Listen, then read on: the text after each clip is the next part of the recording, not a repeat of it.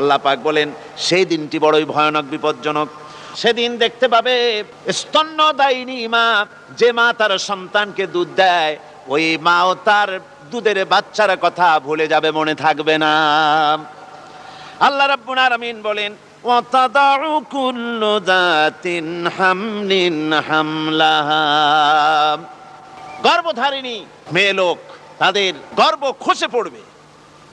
ওয়াতারান NASA সুকারা, মানুষকে মানুষ দেখতে পাবে, মানুষগুলো উদ্ভ্রান্ত হয়ে পাগলের মতো ছোটাছুটি করছে। আল্লাহ বলেন ওয়ামা হুম বিসুকারা, আসলে এরা নেশাগ্রস্ত নয়, আসলে পাগল হয় নাই। তো ছুটছে কেন? কেন? স্তন্যদায়িনী মা দুধের বাচ্চার কথা ভুলে গেছে। গর্ভধারিণী গর্ভবতী নারী, তার গর্ভ খসে পড়েছে, মানুষ পাগলের মতো দৌড়াচ্ছে। কারণ কি? পাগল তো হয় নাই। আল্লাহ বলেন আসল কারণ হলো ওয়ালাকিন্না আযাবাল্লাহি শাদীদ, আল্লাহর ভয়ঙ্কর আযাব।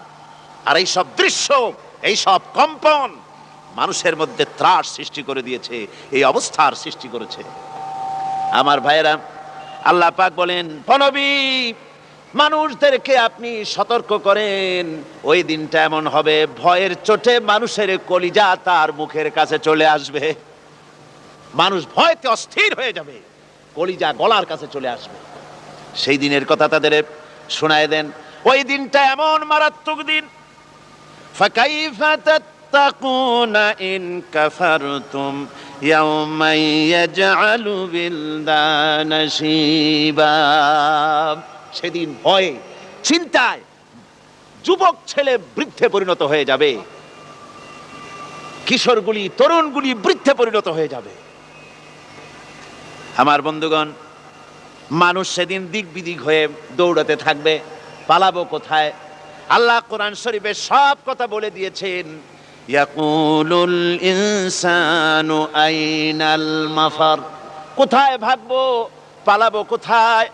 অস্থির হয়ে মানুষ দৌড়াতে থাকবে, পালাবো কোথায়, যাব কোথায়? আল্লাহ বলেন কাল্লা লা ওয়াজারা ইলা রাব্বিকা ইয়াউমাইযিনিল মুস্তাকার, ভাগবার কোনো রাস্তা নাই, পালাবার কোনো পথ নাই, একমাত্র তোমার রব ছাড়া, আল্লাহর দরবার ছাড়া পালানোর কোনো রাস্তা আর নাই।